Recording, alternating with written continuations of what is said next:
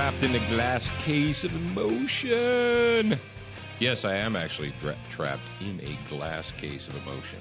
Well, not really. I'm in a glass box. I am in our brand new, we told you it was coming, brand new Student of the Gun radio / audio studio. And Jared, he's on the other side of the glass. He actually can see me, and if he doesn't want to hear me, he can hit that little button that makes my voice go away, and he doesn't have to listen to me. Isn't that right, Jared? Yeah.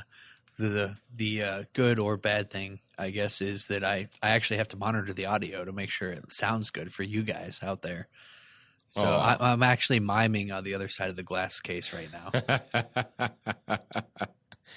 Well, folks, thank you for joining us for yet another episode of Student of the Gun Radio. I am your host, Professor Paul Markle, and the boy wonder, Jared, is out there on the other side of the glass watching the monitor, stretching his back out, making sure that everything's working right. And we're excited. We're pretty if you follow our social media, great. If you don't, that's cool too. Don't write me letters telling me about how much you hate Facebook. We get it. We get that people hate Facebook. You don't need to tell me that you hate it. It's kind of a necessary evil. And speaking of Facebook, I was actually just going to say that if you follow us on Facebook or Instagram, I'm going to document the progress of the radio studio in picture form for you guys, and you can kind of see what we morph it into. Well, not only that, but if you guys were following us on social media, you would know that, what do we do what do we announce on social media this week? We announced a lot of stuff. Oh, we need to take care of some housekeeping first and foremost before we can get into anything. We've got a thank you to you guys for your patience and a little bit of an explanation. Jared's going to tell you what's going on with the Student of the Gun mobile app right now. The mobile app, we're having some app server issues, and the hosting, the people that host it, we're working closely with them, and it'll be up hopefully by mid next week. That was the timeline I was given. So we're working on it for you guys, and we thank you for your patience.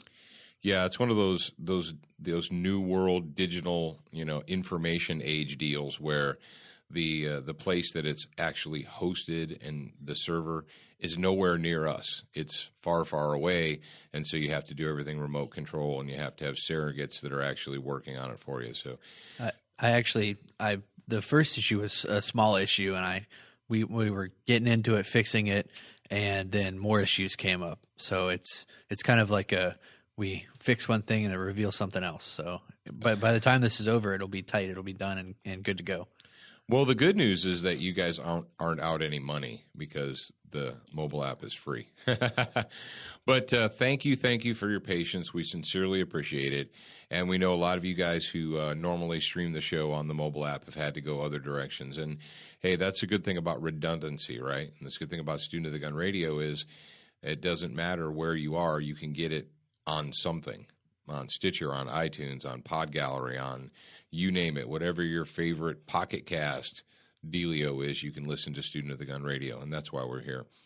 Now, don't forget about our good friends at Colt, the makers of the LE901 rifle. They support us. We support them. We also have our good friends at Brownells. Now, Jared, tell them what the Brownells promo code is and what do they get and how long it lasts. Oh, this promo code's only good until the 31st, so if you want to get in on it, you got to get in on it soon. Yeah, we got a time limit here for you guys. July 31st, I believe that's Wednesday, right? Yeah, something like that. No, Wednesday or Thursday. That's Thursday, yeah.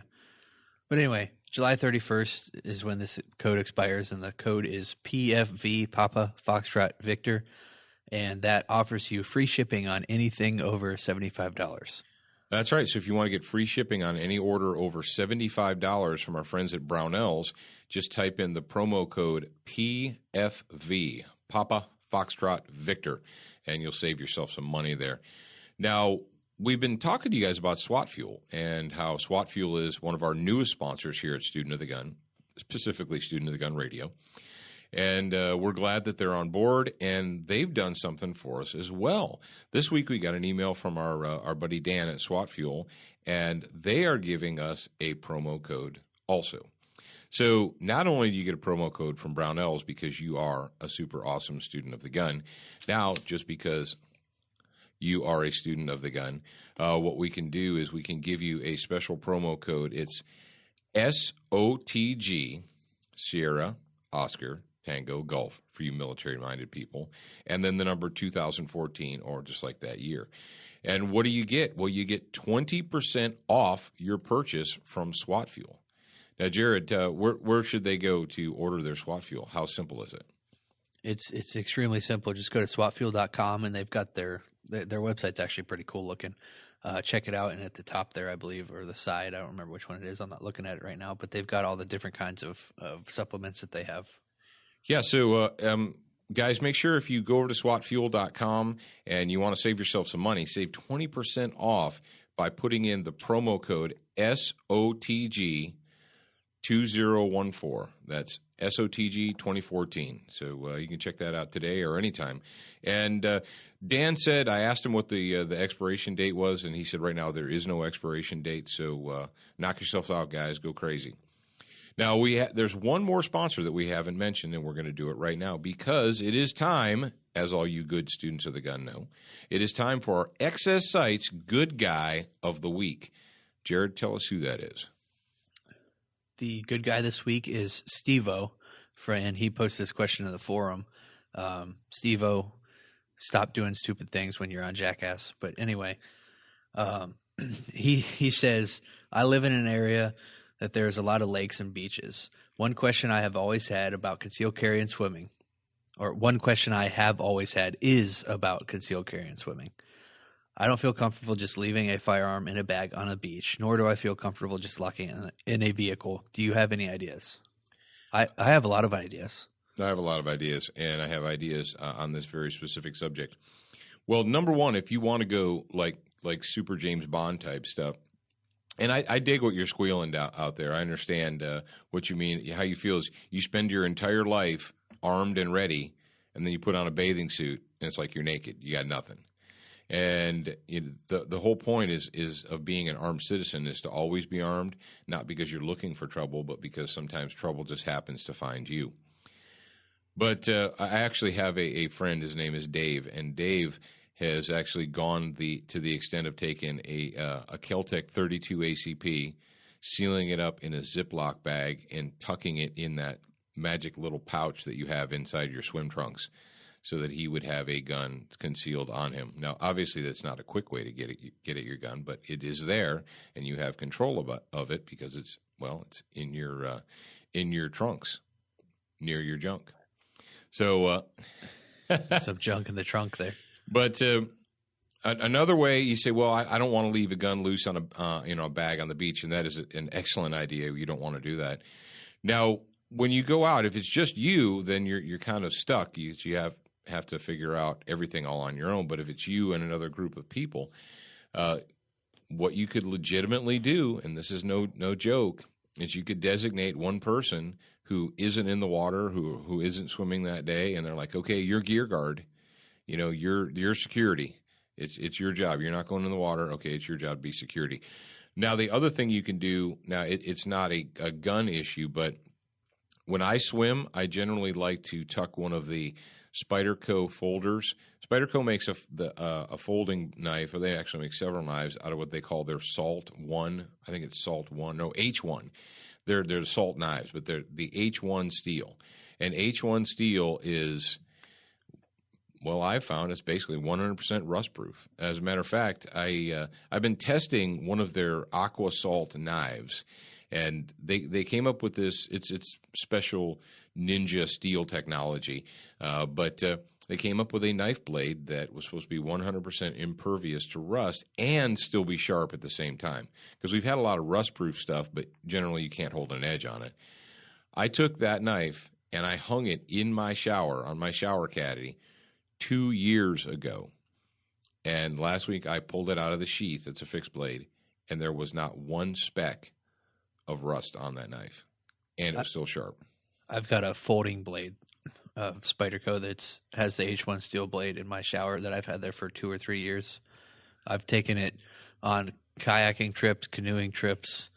I've taken it down to the Gulf and went in the water. Yeah, into the salt water. Yeah, I've taken it a bunch of places, and it's still. I've actually never sharpened it, and it's still sharp.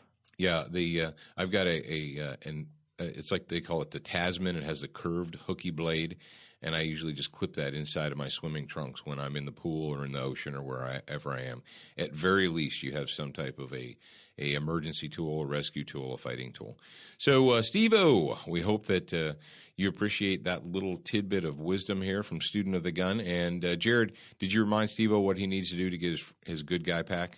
Steve-O, I need you to send me your address, your shirt size, and your phone number. And my email is jarrad@studentofthegun.com.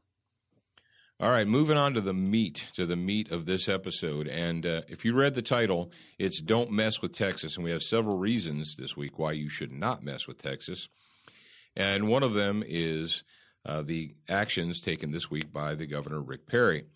We find it kind of odd and ironic that in the United States of America, the federal government has the ability or the intent and the will to spend millions of dollars to send federal employees out to block off memorials and national parks. We'll spend millions of dollars printing signs and putting out barricades to keep our citizens out of national parks, keep them away from their own war memorials. But we can't spend that kind of time and effort, and we can't put that kind of dedication into securing our own border. We find that a little bit disheartening. So we've got a United States federal government that has decided to punt, and they're not going to do their job. They're not going to do their sworn duty, and that's what the sworn duty of the President of the United States is to preserve and defend the Constitution of the United States of America and also the United States borders. So, I mean, if your job as a president is not to secure the country, what is it? To golf? But we're not going to get into that. What we are going to get into is what Rick Perry said this week and what he's actually doing. And we're going to take it from his own words first.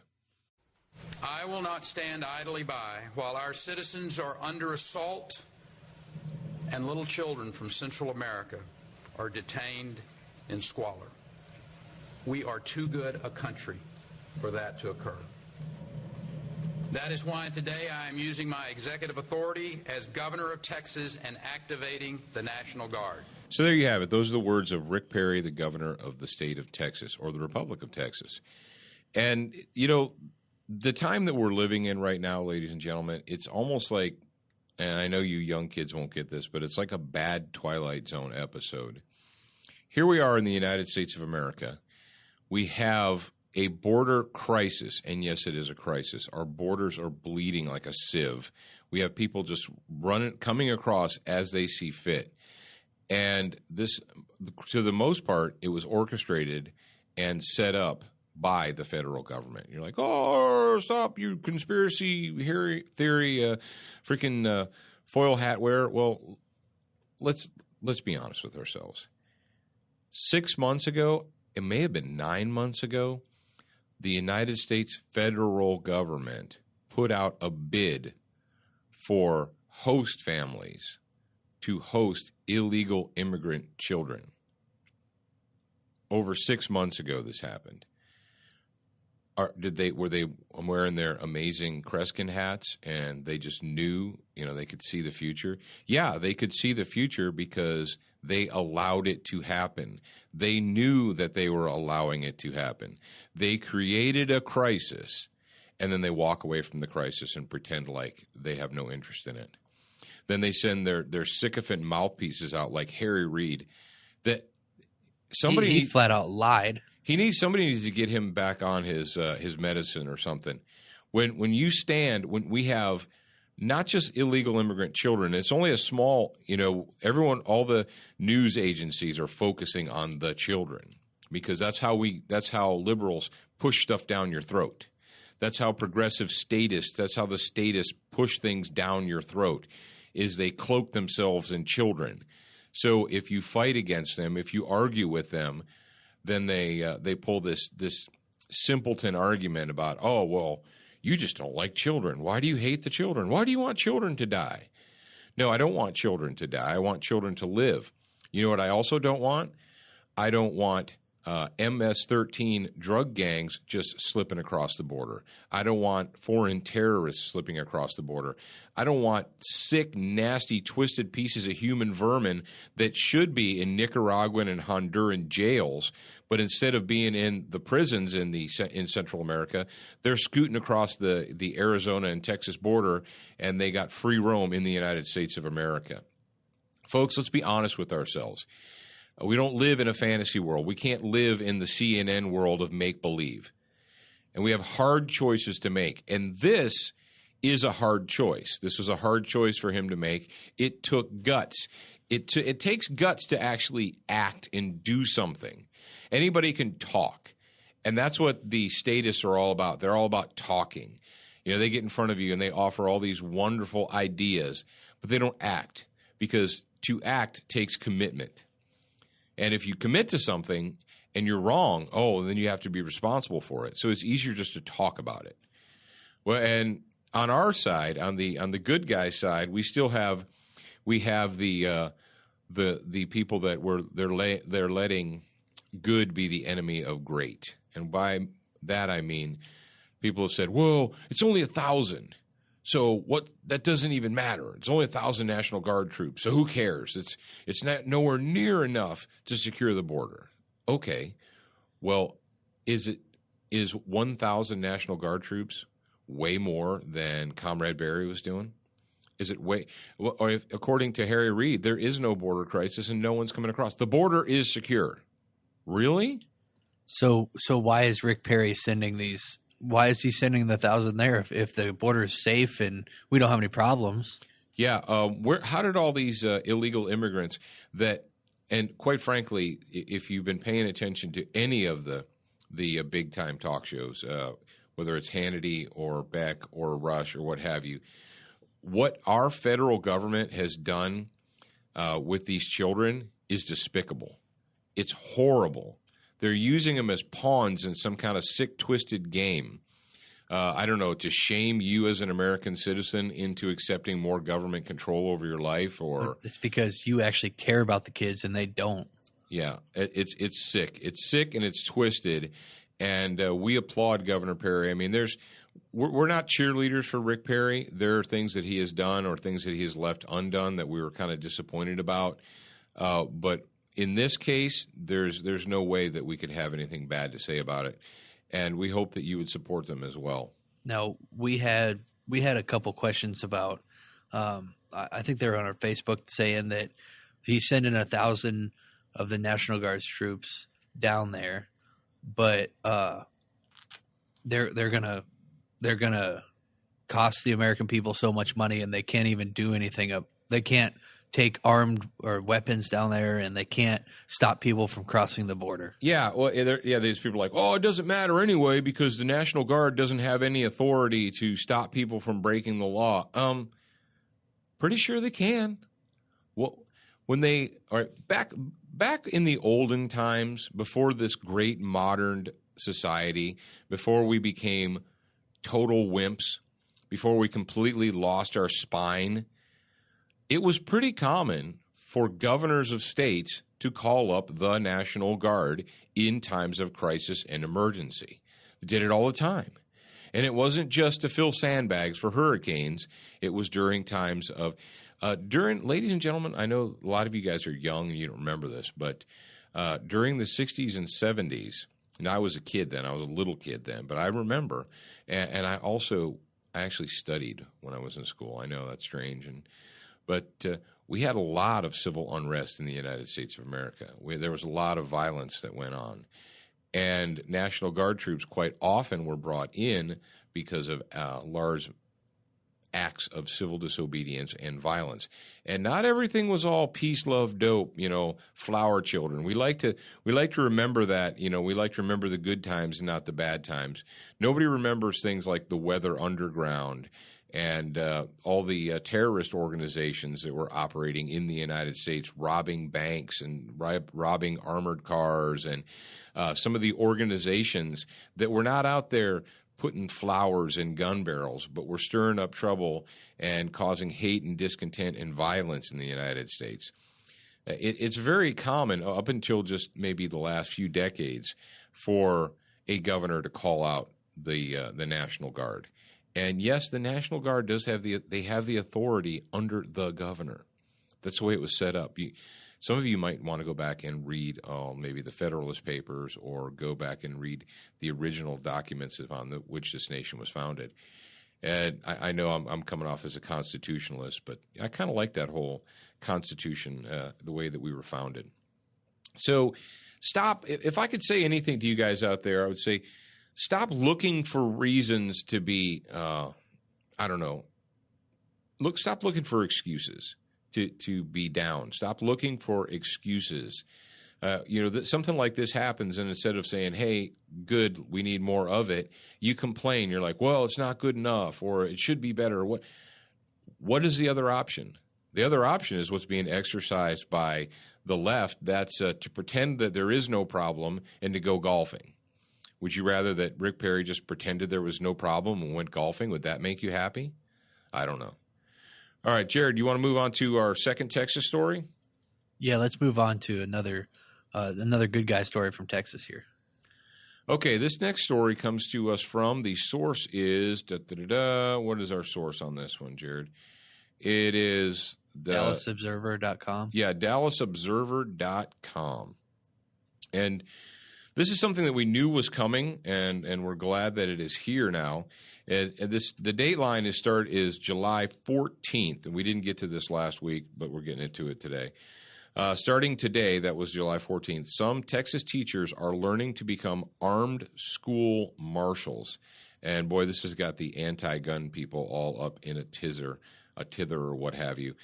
It says, when the Sandy Hook shooting occurred in December of 2012, that's another story. That story is starting to unravel before our very eyes. But regardless, parents said, like, Villalba, I'm guessing. Yeah. Jason Villalba. Let's just call him Jason. Felt an urgent need to do something to protect their children. And that's what everybody does. Now, we talked about this during the previous week. We talked about, we don't want to, what was our buddy up in Missouri, Jay Nixon, who's decided that Missouri teachers should just teach the kids and leave the protecting the kids to the duly appointed professionals of the state. Well, here in Texas, they've decided that they're going to go that step farther, and they are going to train, educate, and teach certain qualified teachers to be armed school marshals. And we think this is a fantastic thing. And what do we get out of that? Well, what you get out of that is if you have, Jimmy, Johnny Dirtbag who decides that they're going to go to the school and they're just going to start shooting the place up, stabbing the place up, whatever, they won't know which of the teachers are armed and which ones are not. They're just going to have to take the chance. All they'll know is, hey, there's probably armed adults, armed good guys in this building, but I won't know who those armed good guys are until I start misbehaving. And it's like a fire extinguisher or a first aid kit. Yeah, we would love for duly appointed law enforcement officers to be there, but let's face facts. We can't put cops in every classroom. We can't put cops in every driveway in America. We wouldn't want cops in every driveway in America, and you wouldn't want cops in every classroom in America. That's not what they're there for. If an adult, if an armed parent can protect their kids, why can't an armed teacher protect their kids? And it's not like they're just handing out guns to these people. They're putting them through training. They're making sure that they're qualified, that they pass the test and the muster to actually do this. And I don't see any reason to be against it unless you have, what's that, Jared? How do we negate the facts? We negate them with a big A, agenda.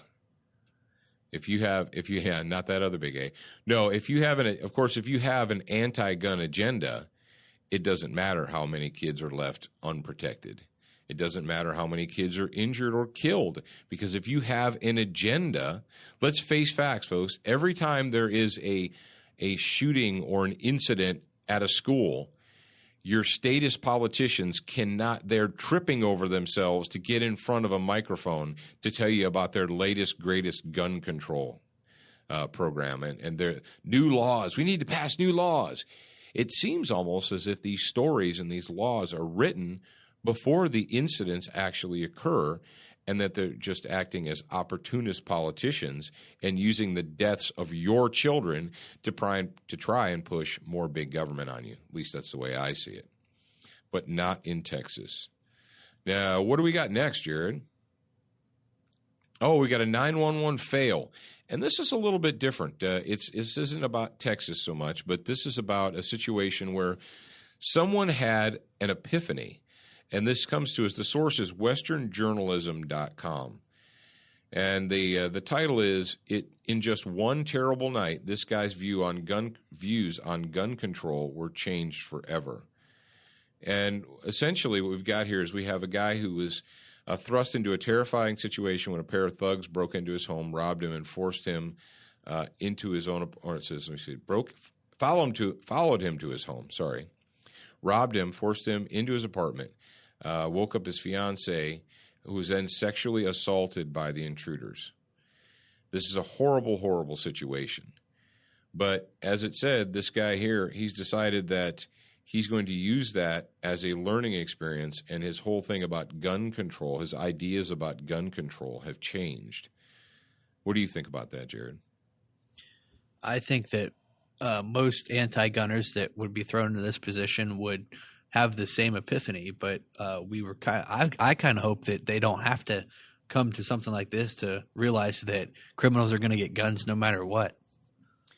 Exactly. This guy says, I didn't want a gun prior to the burglary. I specifically didn't want one. And it's this mentality, and it's very sad. I see it every day, and it's sad to me that adult human beings have been so deceived by whether it's popular culture, whether by its government propaganda, what have you, as to believe that somehow that there's this miraculous force out there in the world other than you that can ensure your safety.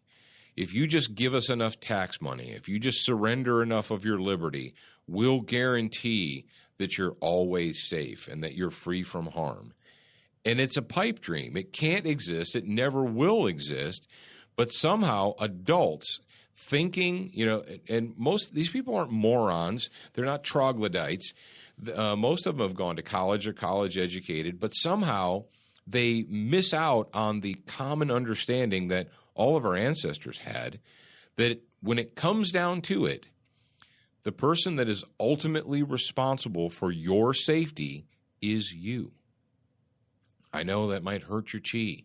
And you think, well, what do we pay cops for? And why are we paying so much money in taxes? That's another story entirely. But when it comes, how many more Supreme Court decisions that say that the state has no duty to protect you as an individual do we need before you get it?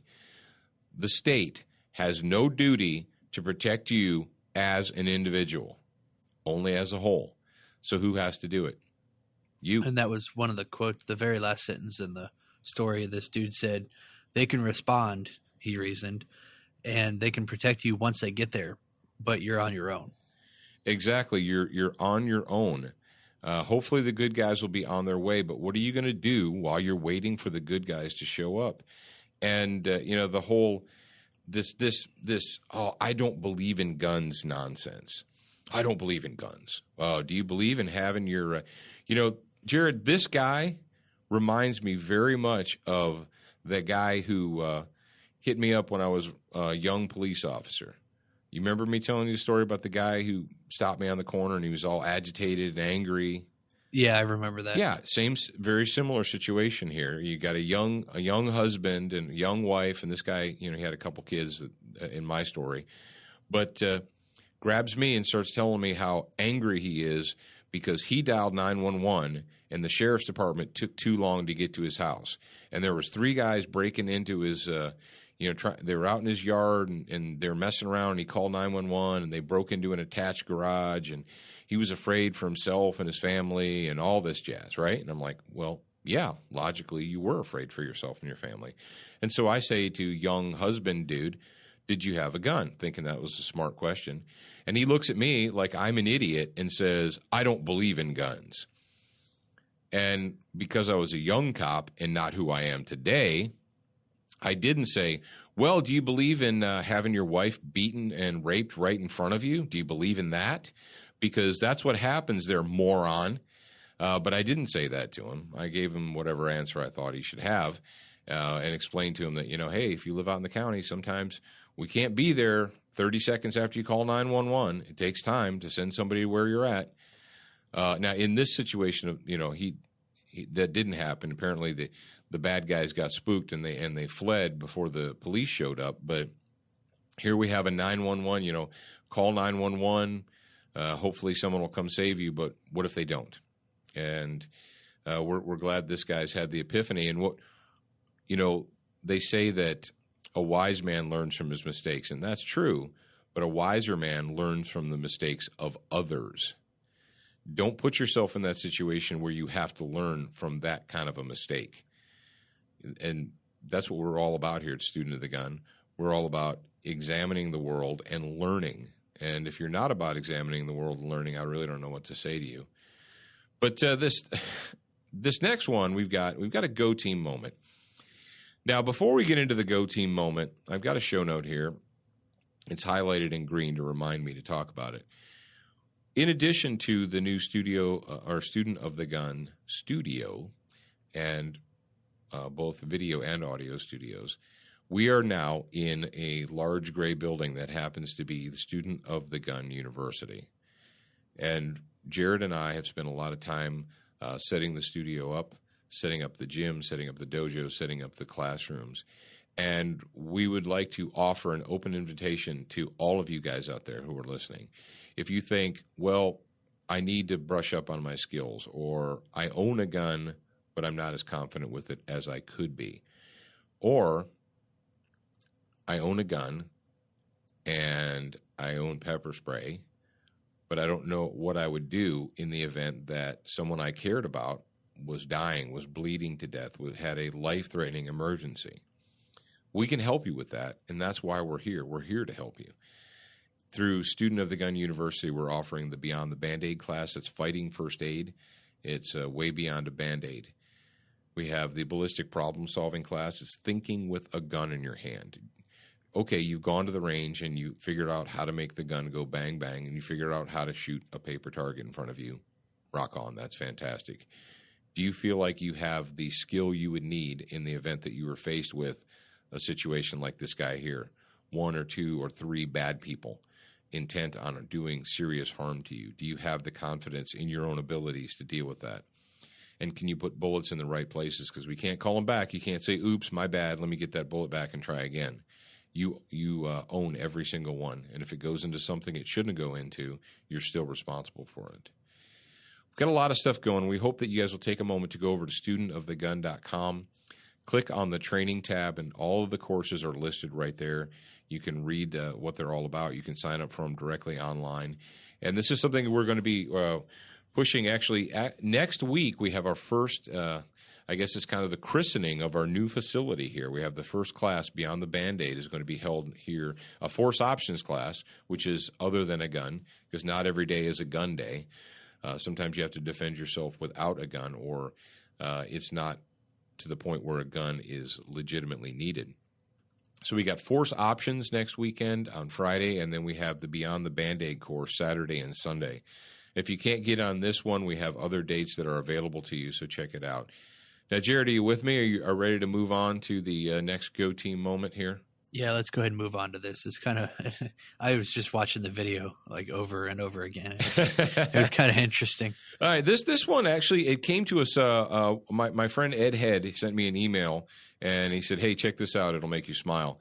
So this is a situation where somebody didn't have a gun, but they had a whole lot of guts, and they had huevos that come in a dump truck.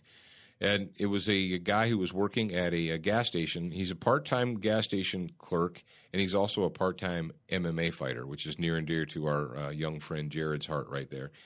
And Jared won't tell you because he's modest, but Jared is also going to be teaching here at the new Student of the Gun University House of Pain We're going to be doing a fighting fitness program. So if you want to fight and be fit, you can do that. And he's also going to be doing judo training, so he can maybe throw you on your butt, or you can throw him on his butt. But my feet don't leave the ground. Your feet don't leave the ground. Okay. All right. So this guy, we've got a little bit of a news clip, and then we'll talk about it. Well, that's right, you guys. Myra Dasanayaka works here selling sodas, snacks, and gas. But then 5 days a week, when he leaves here, he goes to train in mixed martial arts. And earlier this month, all that training came in handy. So congratulations to this guy. And the source of the story is SI.com. That's SportsIllustrated.com. And you know what I kind of feel like right now, Jared? I kind of feel like I'm channeling Dan Patrick. I'm over here. I'm reading from SportsIllustrated.com. I'm in a glass booth. I'm waving at my production engineer who's on the other side of the booth. I'm kind of feeling a little bit like Dan Patrick-esque here. I could only hope. I hope one day to wear the same mantle as Dan Patrick. Maybe Sandler will put me in one of his movies as a bit part. But this clerk / MMA fighter, what's awesome about this guy is he didn't do the whole, it's someone else's job. Let's wait for the professionals to get here. I'll dial 911 and wait.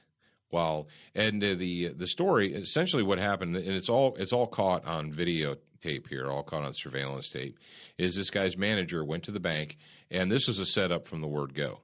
The guy goes to the bank and get his the change or whatever, what you do when you're a manager for a convenience store. Pulls in to the parking lot right in front of the store, and these two turds pull up right behind him in an SUV. The guy gets out of his car, and these two jackholes run over, and they start pummeling this dude. They're going to rob him. And the clerk sees it, springs over the counter or what have you, and runs out there and just kicks the ever-living crap out of him. Now, Jared, you're gonna put this in the show notes, right? Yeah, it'll be up there in the sources. Okay. And he just starts going to town on him, and he gave him a little bit of a life lesson there. He gave him a lot of a life lesson there. The big dude, the big thief he's gonna be feeling that for a while.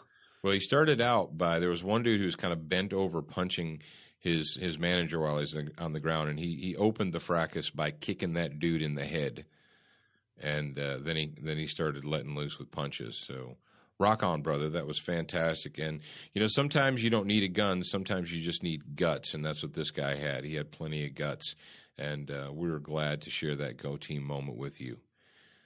Jared, I'm in here in my brand new studio, but what I don't have is I don't have a counter or a clock. How are we doing on time? Do we need to start putting the wraps on this one? Yeah, we're about 38 minutes. So go ahead. Only 38 minutes into it? Yeah. Oh, okay. All right. Well, folks, this one's kind of Jared, let's hold off on the vagination report because I really don't know what to say about it. Okay. I mean, it's there, but I'm not really sure what to say about it. What I will tell you guys is what we've got coming up in the next episode in part 2. You don't want to miss part 2. Because as we were preparing the show notes, we got information that the FBI has put out what they're calling a pre-solicitation for a new handgun. And we're going to tell you what the specs are. And you may be a little bit surprised at the specifications for the solicitation by the Department of Justice for a new pistol for the FBI. We're also going to talk about a situation from New York. Now, you're like, what? A New York politician is anti-gun? I know. That's your shock face right there. Carol Maloney, a representative from New York, she's decided to pick a fight with Larry Pratt and Gun Owners of America. I'm going to tell you what that's all about. And sometimes the truth hurts. And then we're going to talk about gun-free zones and a couple of failures of gun-free zones. And again, I know you might want to hold on to your chair because you will be so surprised that a gun-free zone failed and that people with guns may have actually entered them. It's craziness. Folks, don't forget about Student of the Gun TV. Student of the Gun TV airs every Monday night on Dish Network Channel 266. That's the Hunt Channel. And don't forget, if you are a Hunt Channel follower or if you're not and you want to become one, you can watch our show on their new Roku app. That's right. You can watch it on the Roku app. You can watch us on Wilderness TV/TV Gone Wild on Roku, Apple TV, and Chromecast, on Shentel HD cable. And I'm not going to pimp the mobile app because, as we know, the mobile app is experiencing server issues right now. But in case you missed the beginning of the show, of course, how could you miss the beginning of our show? That would be impossible, wouldn't it? You'd have to like start it and then not listen or something. I don't know. It's not like you're listening to Walton and Johnson or Rush or Hannity or something. You're like, oh, I missed the first 15 minutes because I was doing something. Yeah. You can listen to our show over and over and over again, can't you? And you know what, Jared? That brings me to a good point. I want to take a moment to thank our listeners for some of the fantastic feedback that we've gotten, especially during the last 2 weeks. And the reason I thought about it is I said you can listen to us over and over again. That's the beauty of this particular format.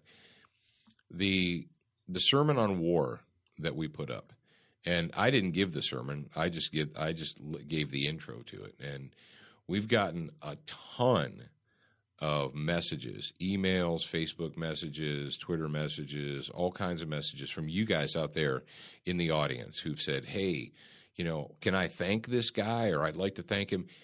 Here's what he wants you to do.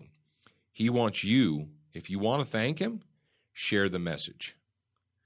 Share the message with people who may not have heard it. Coworkers, family, friends, people at your local shooting range, whatever. That is the best thanks that we could get. That's the best thanks that he could get, is for you to share that message. And it's episode 73, part 3. It's called The Sermon on War. And I guess it could be subtitled, Do You Have to Be a Coward or Pacifist to Be a Christian? And it's all detailed. I mean, it's one of the best sermons and best actually speeches that I've heard in a long, long time. And we're very, very gratified that we were able to share it with you. And we appreciate all of you guys out there. You know, we had people said, man, I just listened to it for the 3rd time, and wow, there's so much in there that I never even thought about, or things that I had questions about and I never really could put my finger down on the answer. So thank you guys out there in the Student of the Gun listening audience. We truly appreciate it. And I know you're like, sometimes you're amazed that we answer emails. People are like, I can't believe you answered that. I'm like, it some days, Jared, is it a trial sometimes to answer all of the email messages? Yes. So I think last week I literally had to sit down for 2.5 or 3 days and just do emails. Mm-hmm. Why don't you take a moment, Jared, to kind of hip our audience to what you've been doing through the blog, through the conversations that you're trying to, I guess, not support, but encourage. You're trying to encourage you guys out there in the Student of the Gun audience to participate. And Jared's been working on that this week. Yeah, I set up a conversation. I mean, I've been trying to do some conversations between you and I, or you and Dad and I, because he's included too. He looks over them. But I want to get your guys' feedback on some of the projects that we work on, because we want to make it easiest. We want to do it the easiest way for you, is what we want to do. The delivery system conversation that we had was about the Arm Living DVD, and I was getting your guys' feedback on whether to deliver it as a download, a stream, or if you guys preferred the physical copy of the DVD. And for all of you guys that participated in that conversation, I really appreciate it. We actually had quite a bit of people. It was hundreds and hundreds. Yeah, it was a lot of people. And basically what it boiled down to is it was almost a 50-50 split between streaming and downloading. And I'll tell you, right now it's available for streaming through the Gumroad Avenue. And I'm working on getting the video material onto iTunes so it can be downloadable. But that'll be a little while there. So you have to jump through a lot of hoops to get onto the iTunes store. Yeah. And that's a good point, Jared. I wanted to make that is what Jared has done and what we're doing is we're expanding our outreach, or we're attempting to expand our outreach so that it makes it easier for you guys out there to receive the content, to share the content, to use the content. And one of the ways is to go from the actual physical DVD to a direct streaming digital product. and that's what we're working on right now. And that really is the future. I guess, people in other industries would laugh at me when I say it's the future. They're like, no, Paul, it's not the future. It's the present, and physical DVDs are the past. and as gun people, let's face it, the gun industry, whether it's the gun industry as the manufacturers or it's the gun industry as the end users, we have this tendency to be some of the slowest people on earth to gravitate to new things, the new delivery systems. I remember, now Jared, he was too young to be involved in this, but it was back in the mid 90s, and I contacted a company and I asked them about making their material available on CD format. This is like 94, 95. And this is what the guy said. This is a guy who was in the firearms industry. And he said to me, gun people are not computer people, and they never will be, and we have no interest in putting our information on a CD for computers. Yep. How'd that work out for him? Well, I'm guessing that person is long since retired. But what it was reloading tables.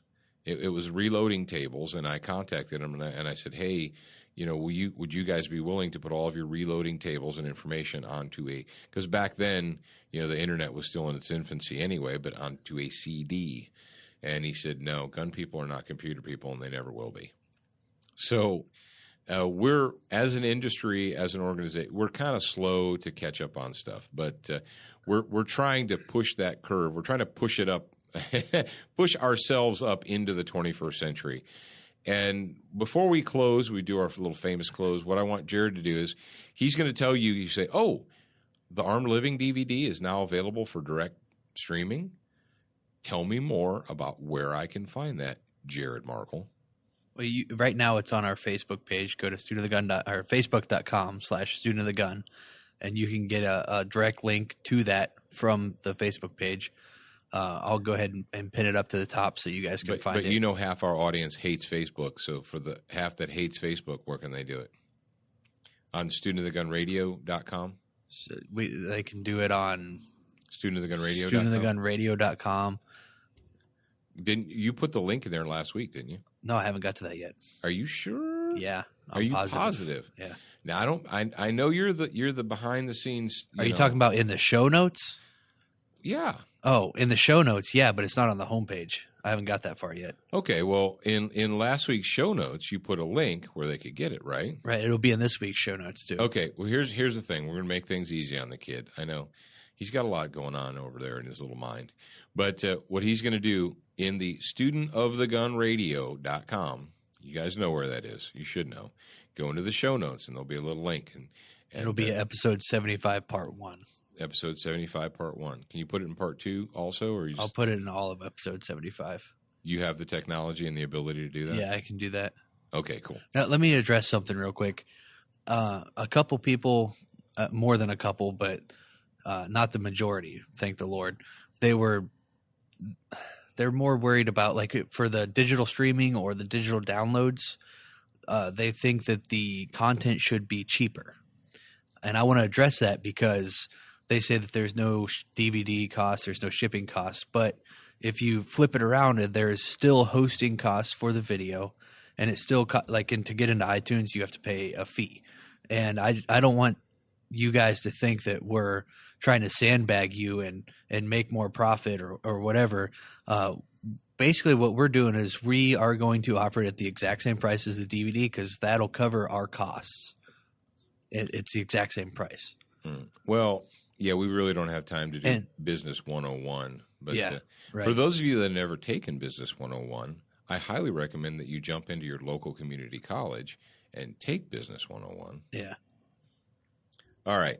That should bring us right up to the close of this particular episode, should it not, Jared? This segment, part 1 of Student of the Gun Radio. We appreciate you being with us. We appreciate you sticking with us for the next one. You definitely want to be there to listen to the our discussion about the new FBI pistol and what it may or may not be. Now remember, you're a beginner once. You are a student for life.